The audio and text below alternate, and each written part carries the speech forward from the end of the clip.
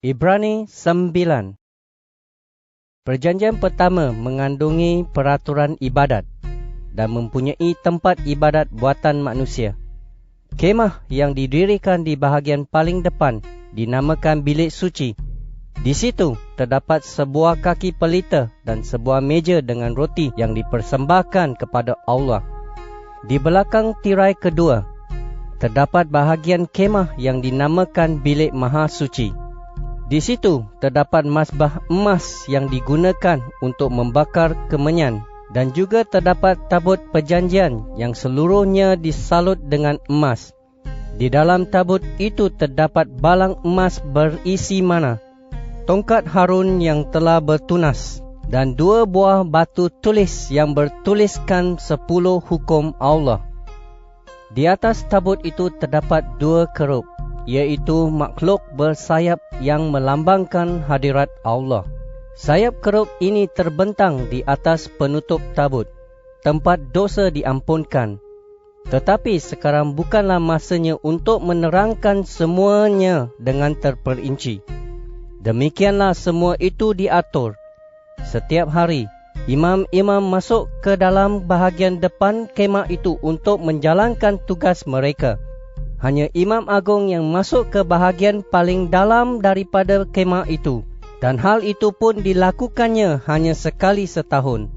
Dia membawa darah yang dipersembahkannya kepada Allah bagi dirinya sendiri dan bagi dosa yang dilakukan oleh umat dengan tidak disedari.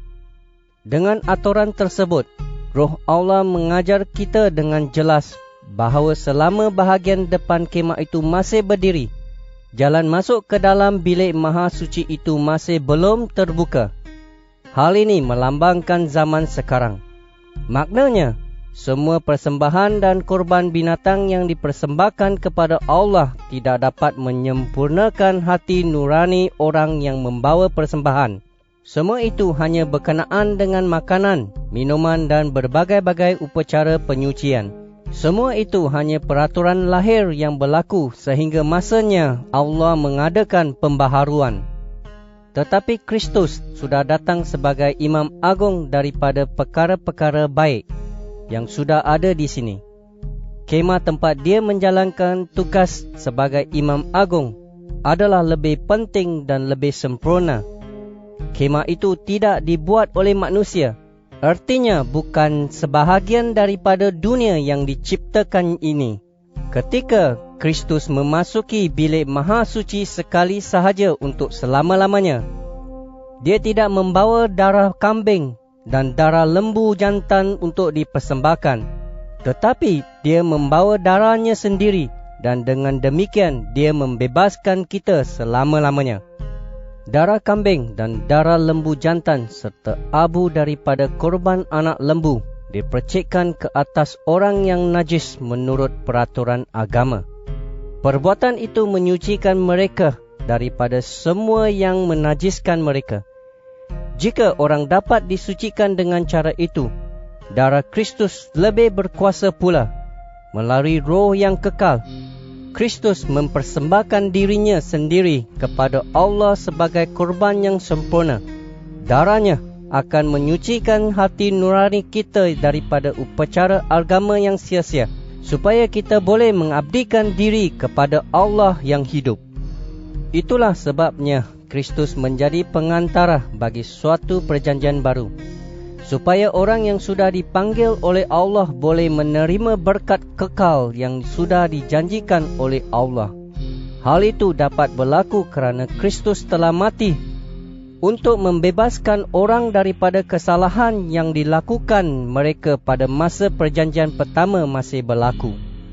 Jika ada surat wasiat, haruslah dibuktikan bahawa orang yang membuat surat wasiat itu sudah meninggal. Surat wasiat tidak bererti apa-apa selagi orang yang membuatnya masih hidup. Surat itu berlaku hanya setelah orang itu meninggal. Itulah sebabnya perjanjian pertama pun harus disahkan dengan darah.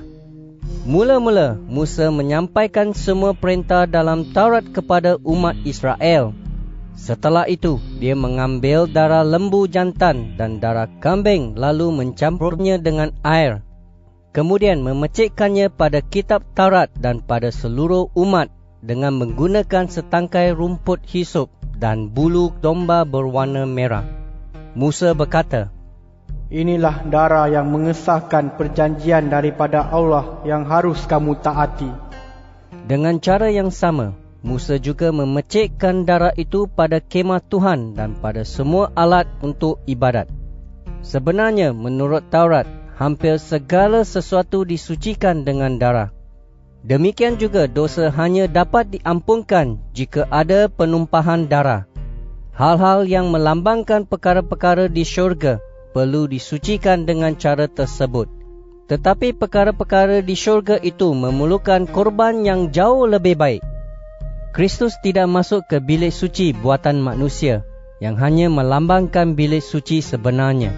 Tetapi Kristus masuk ke syurga. Di sana dia sekarang menghadap hadirat Allah sebagai wakil kita. Setiap tahun, Imam Agung Yahudi masuk ke dalam bilik maha suci dengan membawa darah seekor binatang.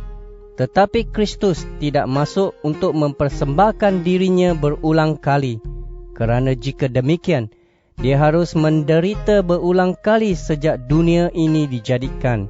Sebaliknya, sekarang pada zaman akhir ini, dia menunjukkan diri satu kali sahaja untuk selama-lamanya bagi menghapuskan dosa dengan mengorbankan dirinya sendiri. Semua orang mesti mati satu kali dan setelah itu dihakimi oleh Allah. Demikian juga Kristus dipersembahkan sebagai korban satu kali sahaja untuk menghapuskan dosa banyak orang. Dia akan menunjukkan diri sekali lagi, bukan untuk menyelesaikan masalah dosa, tetapi untuk menyelamatkan orang yang menantikan dia.